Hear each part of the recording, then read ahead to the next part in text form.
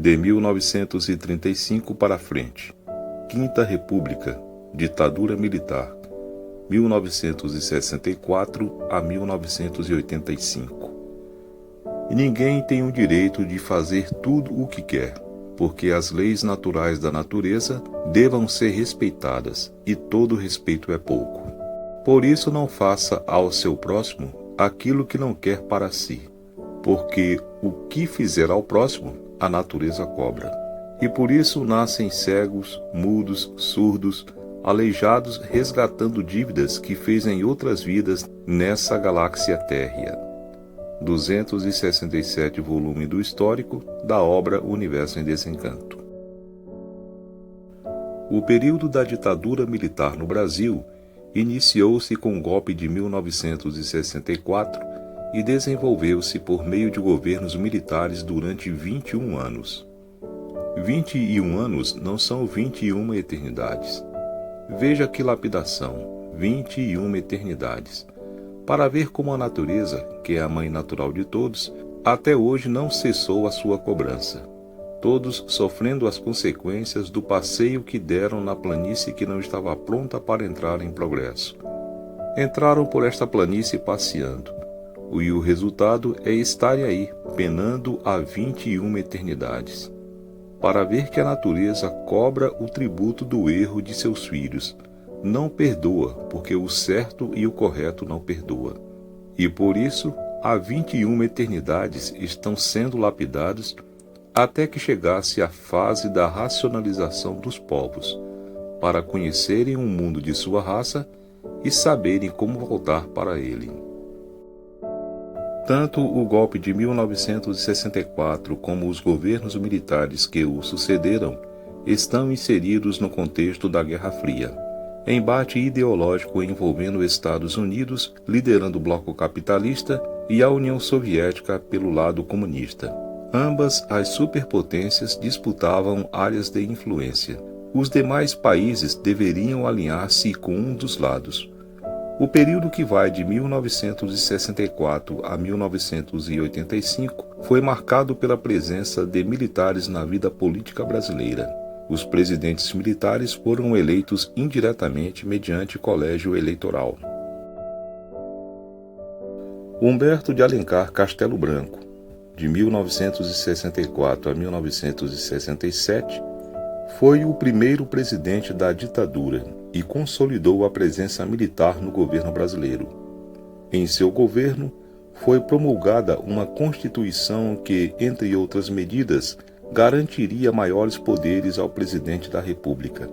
Em novembro de 1965, publicou o Ato Institucional número 2, que tornou indiretas as eleições presidenciais e extinguiu os partidos políticos. Começava o período do bipartidarismo, ou seja, apenas 2 partidos eram permitidos: Aliança Renovadora Nacional, a ARENA, governista, e Movimento Democrático Brasileiro, o MDB. Arthur da Costa e Silva, 1967 a 1969, alinhado com a linha dura militar, Costa e Silva decretou o Ato Institucional número 5. Nos primeiros meses de seu governo, a oposição conseguiu se reorganizar e manifestar sua contrariedade com o regime ao realizar grandes passeatas nas cidades.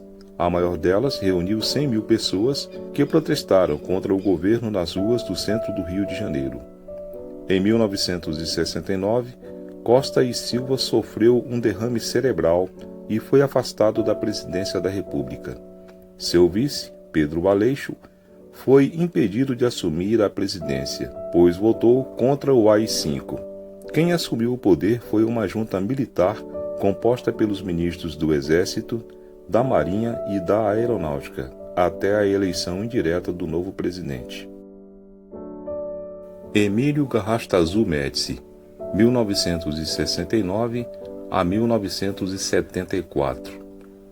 Durante o governo Médici, ocorreu a Guerrilha do Araguaia, quando militantes de esquerda pegaram em armas para derrubar o regime. Médici usou da propaganda para enfatizar o êxito da economia e a atacar a oposição com slogans como Brasil, ame-o ou deixe-o. Em 1970, a seleção brasileira de futebol conquistou o tricampeonato no México e o governo Médici usou a conquista futebolística como propaganda, exaltando o Brasil grande. Outra marca do seu governo foi a construção de obras públicas, como a rodovia Transamazônica. Ernesto Geisel, 1974 a 1979. O governo Geisel foi responsável por controlar os primeiros sinais da crise do regime ditatorial. Geisel assumiu a presidência prometendo a abertura política, lenta, gradual e segura, isto é, controlada pelo governo.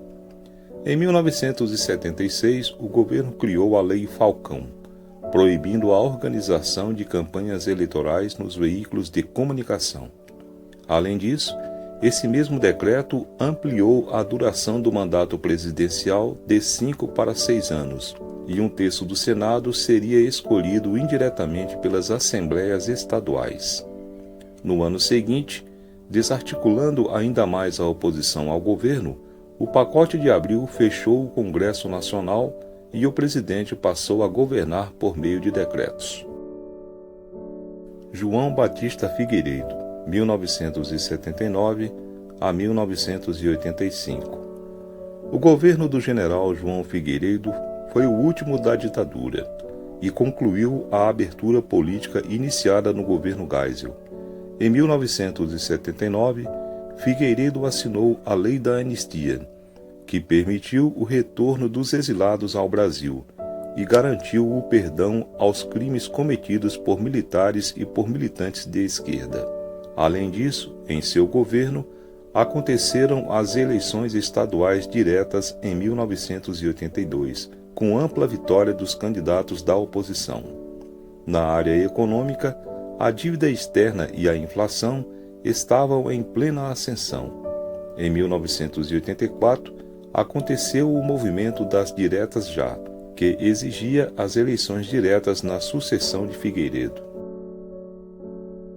Em 1982, a sociedade brasileira começou a organizar a campanha das diretas já, para a realização de eleições para a presidência da República.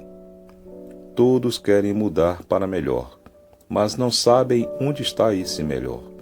Sabem que tem que mudar, que viver assim como pensador mortal e sofredor, ninguém está aguentando mais. Todos querem mudar da vida que estão levando. E para mudar para melhor, é preciso inicialmente se conhecer, porque se conhecendo é que pode escolher o melhor. Agora, os que se ligarem à energia racional se tornarão fortes, mas para se ligar à energia racional, tem que conhecer o que é a cultura racional. E para conhecer, tem que estar em dia com a leitura da energia racional. 256 e 265 volumes do histórico da obra Universo em Desencanto.